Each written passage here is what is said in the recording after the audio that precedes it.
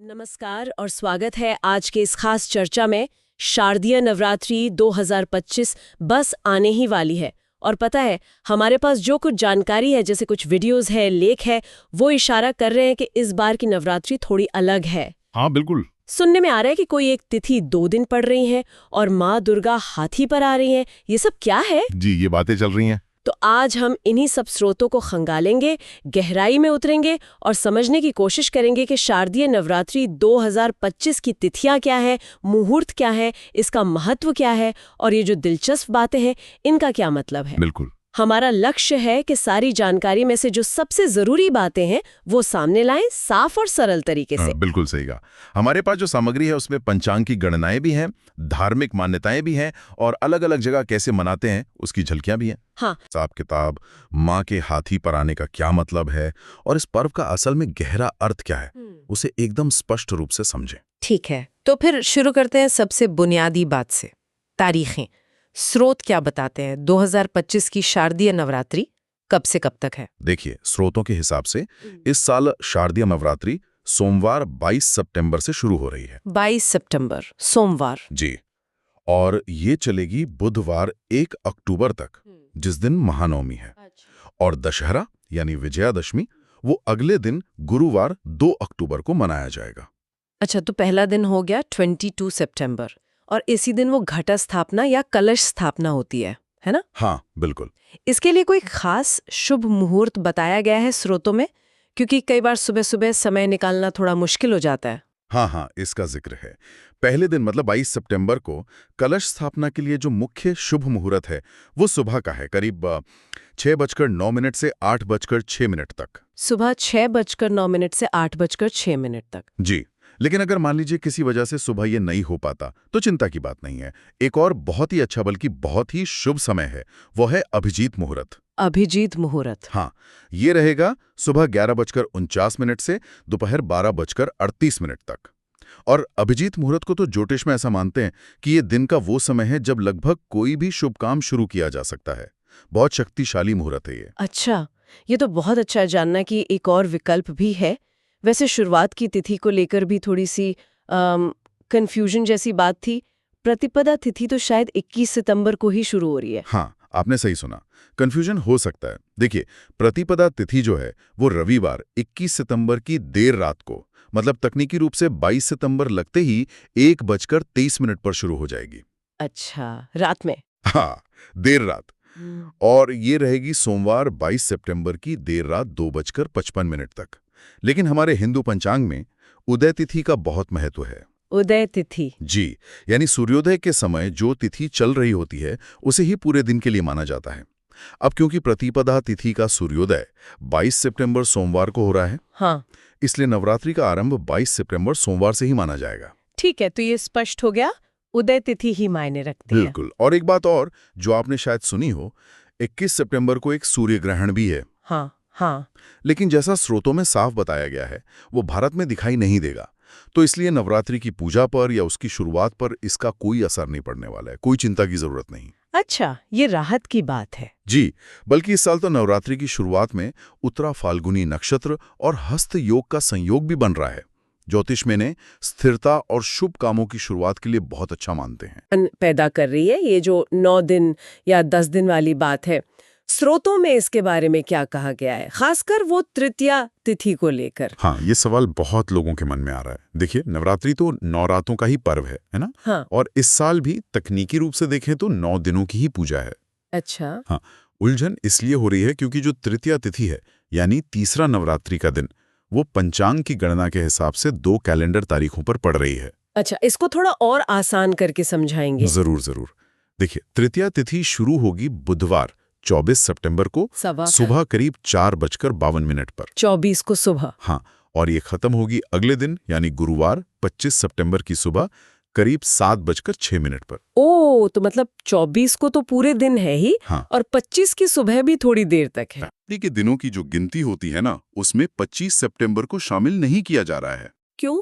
क्योंकि चतुर्थी तिथि का सूर्योदय अगले दिन यानी 26 सितंबर को होगा, तो नवरात्रि का चौथा दिन 26 को ही गिना जाएगा। अच्छा। हाँ, हालांकि एक बात ध्यान रखने वाली है, अगर आपने कलश स्थापना की है तो 25 सितंबर को भी माँ दुर्गा की पूजा और आरती जारी रखनी चाहिए।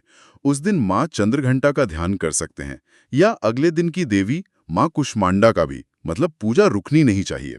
ठीक है। वैसे 25 तारीख को एक और व्रत भी है, विनायक चतुर्थी, वो भी उसी दिन मनाई जाएगी। समझ गई। तो मतलब गिनती में 9 दिन, लेकिन कैलेंडर पर देखने में 10 दिन जैसा लग सकता है। तो फिर 9 देवियों की पूजा का क्रम क्या रहेगा इस बार? हाँ, वो मैं बता देता हूँ। क्रम इस तरह रहेगा। पहला दिन 22 सितंबर सोमवार, प्रतिपदा माँ शैलपुत्री। दूसरा दिन 23 सितंबर मंगलवार, द्वितीया माँ ब्रह्मचारिणी। तीसरा दिन 24 सितंबर बुधवार, तृतीया माँ चंद्रघंटा।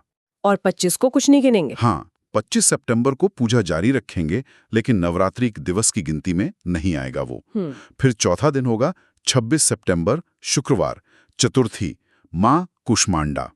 पांचवा दिन 27 सितंबर शनिवार, पंचमी माँ स्कंदमाता। छठा दिन 28 सितंबर रविवार, षष्ठी माँ कात्यायनी, जिसे महाषष्ठी भी कहते हैं। सातवां दिन 29 सितंबर सोमवार, सप्तमी माँ कालरात्रि यानी महासप्तमी। आठवां दिन 30 सितंबर मंगलवार, अष्टमी माँ महागौरी, ये महाअष्टमी या दुर्गा अष्टमी होगी। और नौवां दिन 1 अक्टूबर बुधवार, नवमी माँ सिद्धिदात्री, ये महानवमी। ठीक है, पूरी लिस्ट हो गई। बिल्कुल। और इस लिस्ट में आपने देखा महाअष्टमी और महानवमी का खास महत्व होता है। हाँ, अष्टमी नवमी का तो हमेशा ही विशेष महत्व रहता है। जी, अष्टमी तिथि जो है वो सोमवार 29 सितंबर की शाम को करीब 4:30-31 से शुरू होकर मंगलवार 30 सितंबर की शाम 6:06 तक रहेगी।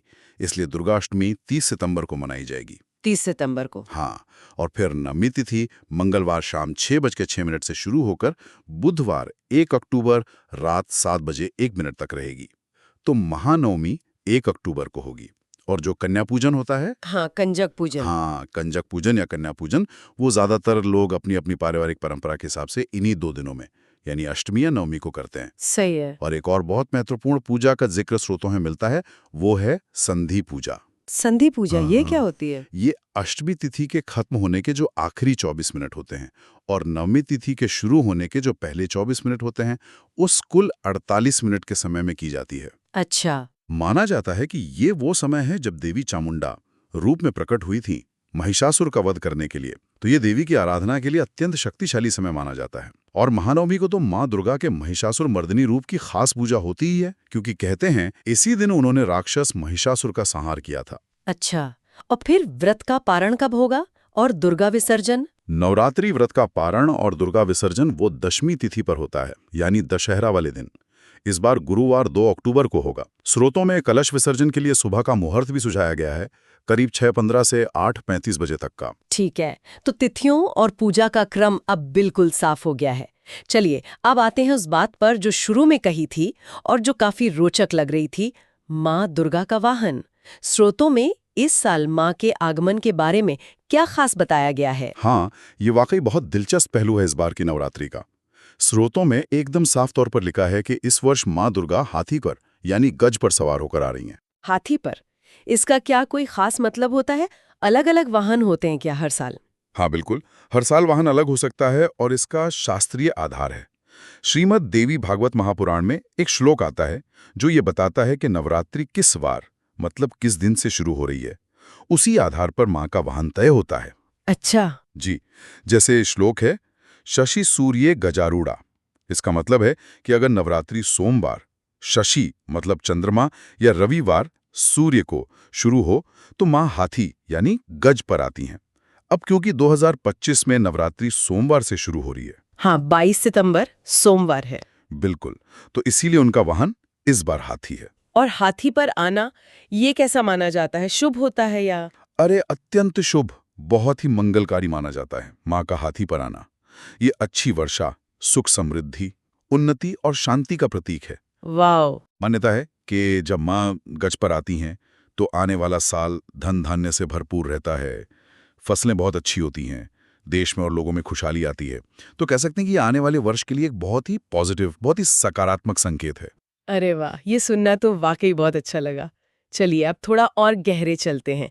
ये जो नवरात्रि है, ये 9 रातें ही क्यों मनाई जाती हैं? स्रोतों में इसके पीछे क्या कारण बताए गए हैं? शायद कुछ पौराणिक कथाएं होंगी? हाँ, इसके पीछे कई परतें हैं। सबसे ज्यादा जो प्रचलित कहानी है वो तो हम सबने सुनी है। माँ दुर्गा और राक्षस महिषासुर के बीच 9 दिनों तक बहुत भयंकर युद्ध चला था। हाँ, 9 दिन और 9 रात। जी, और 10वें दिन की सुबह माँ ने उसका वध किया।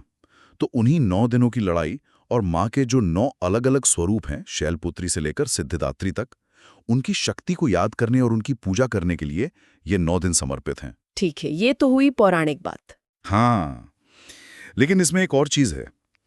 नवरात्रि शब्द में रात्रि पर इतना जोर क्यों है? नवरात दिन क्यों नहीं कहते? हाँ, ये भी सोचने वाली बात है। स्रोतों में ये बताया गया है कि हमारे जो प्राचीन ऋषि मुनि थे, वो आध्यात्मिक साधना के लिए, सिद्धि प्राप्त करने के लिए रात के समय को ज्यादा महत्वपूर्ण मानते थे। अच्छा। आप देखिए, दीपावली है, होलिका दहन है, शिवरात्रि है, ये सब बड़े पर्व रात में ही मनाए जाते हैं। हाँ, सही कहा। इसका एक कारण शायद ये है कि रात में दुनिया का शोरगुल, भाग-दौड़, भटकाव वो सब कम हो जाता है, तो ध्यान लगाना, एकाग्र होना ज्यादा आसान होता है। क्या इसका कोई वैज्ञानिक पहलू भी हो सकता है, रात का महत्व? हाँ, कुछ स्रोत उस तरफ भी इशारा करते हैं। जैसे ये माना जाता है कि रात का वातावरण शांत होता है, तो ध्वनि तरंगें ज्यादा दूर तक जाती हैं, बिना किसी रुकावट के फैलती हैं। अच्छा। तो हो सकता है कि मंत्रों का जाप या घंटियों और शंख की ध्वनि का जो असर है, वो रात में ज्यादा गहरा होता हो, वातावरण को शुद्ध करने में शायद ज्यादा प्रभावी होता हो।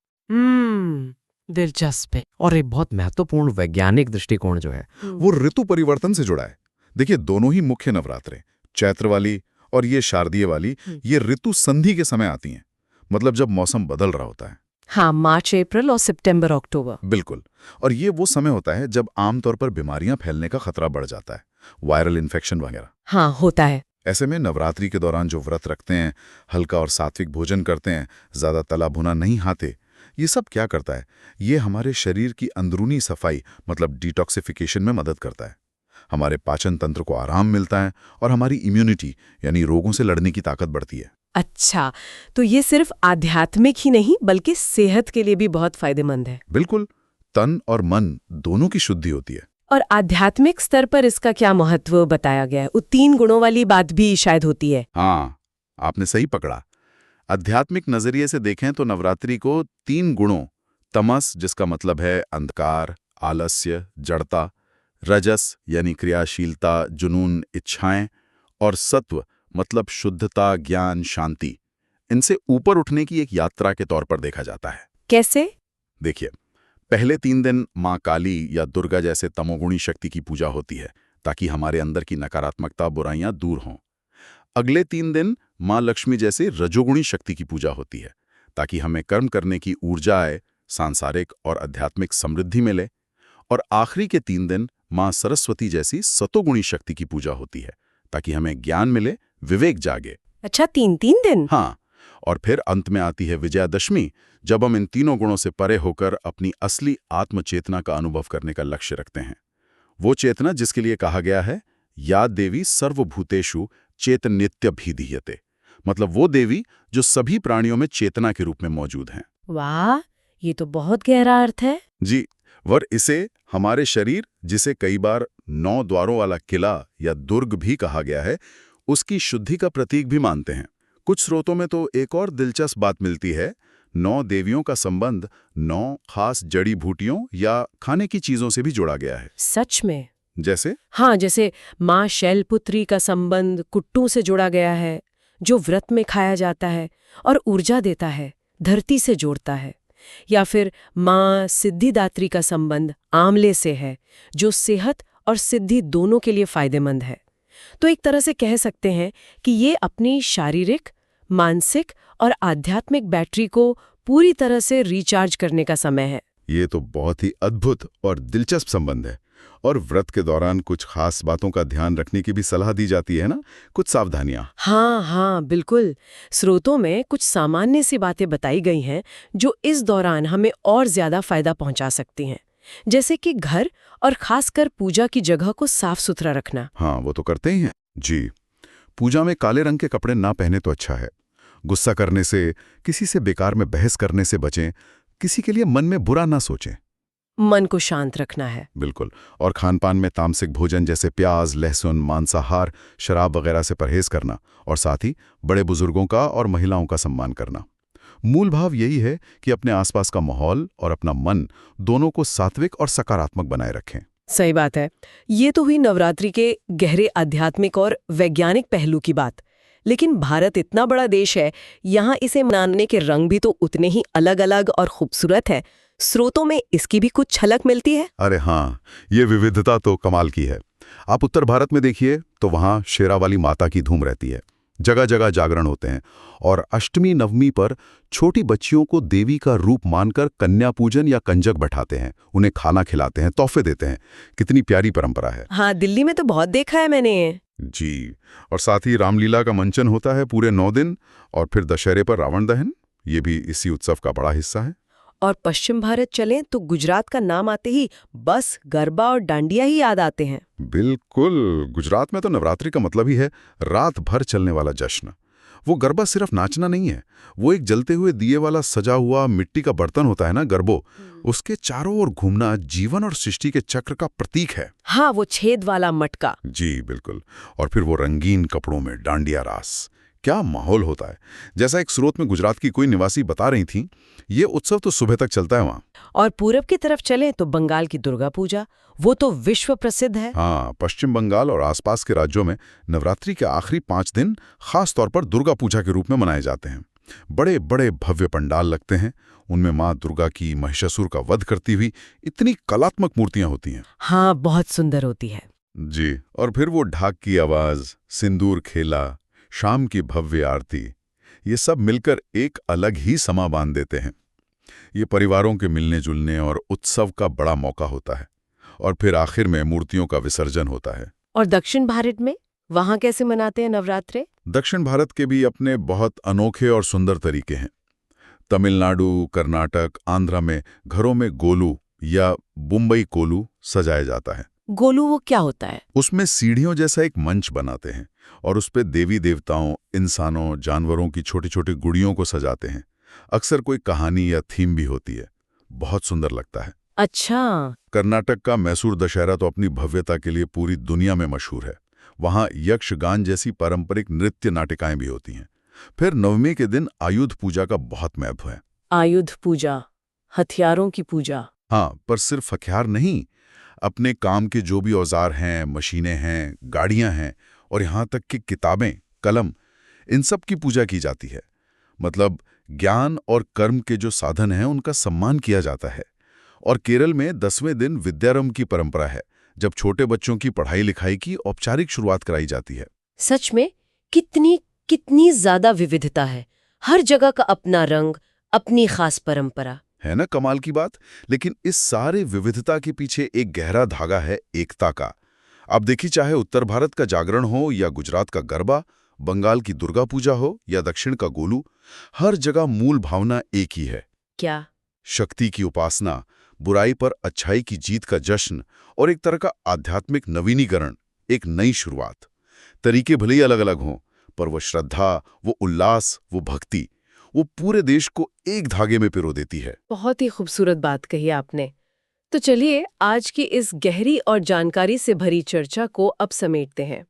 हमने 2025 की शारदीय नवरात्रि के मुख्य तिथियों को समझा, 22 सितंबर से 1 अक्टूबर तक और दशहरा 2 अक्टूबर को। जी। घट स्थापना के शुभ मुहूर्तों पर बात की और ये भी जाना कि वो तृतीय तिथि के 2 दिन पढ़ने से 10 दिन का भ्रम क्यों हो सकता है, जबकि पर्व असल में 9 दिनों का ही है। हाँ, वो उलझन दूर हुई। हमने माँ दुर्गा के हाथी पर आने के शुभ संकेत और उसके मायने भी समझे और नवरात्रि के 9 दिन होने के पीछे की पौराणिक कथा के साथ साथ इसके वैज्ञानिक और गहरे आध्यात्मिक महत्व को भी टटोला। जी, ये सारी बातें बहुत महत्वपूर्ण हैं। और अंत में ये सब सुनते और समझते हुए, इन स्रोतों से मिली बातों पर सोचते हुए मेरे मन में एक विचार आ रहा है। हाँ, बताइए। देखिए, इन स्रोतों में बार बार ये बात आ रही है कि नवरात्रि का समय आंतरिक शुद्धि का है, आत्मविश्लेषण का है, अपने अंदर की शक्ति, जिसे चेतना कहा गया है, उससे जुड़ने का अवसर है। हाँ। तो सवाल ये उठता है कि हम ये जो बाहरी रीति रिवाज करते हैं, उत्सव मनाते हैं, पंडालों में जाते हैं, गरबा खेलते हैं, इस सब के जोश के साथ साथ क्या हम इस समय का उपयोग व्यक्तिगत स्तर पर अपने अंदर झांकने के लिए, अपनी उस भीतरी शक्ति को पहचानने और उसे मजबूत करने के लिए भी कर सकते हैं? हम्म। चाहे हम नवरात्रि किसी भी तरह से मनाते हों, किसी भी प्रांत में रहते हों, ये भीतरी जुड़ाव कैसे साधा जा सकता है, इस पर सोचना शायद इस नवरात्रि को हमारे लिए और भी ज्यादा सार्थक बना दे। वाकई एक बहुत गहरा और सोचने लायक सवाल छोड़ा है आपने। इसी विचार के साथ आज की ये चर्चा यहीं समाप्त करते हैं। उम्मीद है ये जानकारी आप सबके लिए उपयोगी और रोचक रही होगी।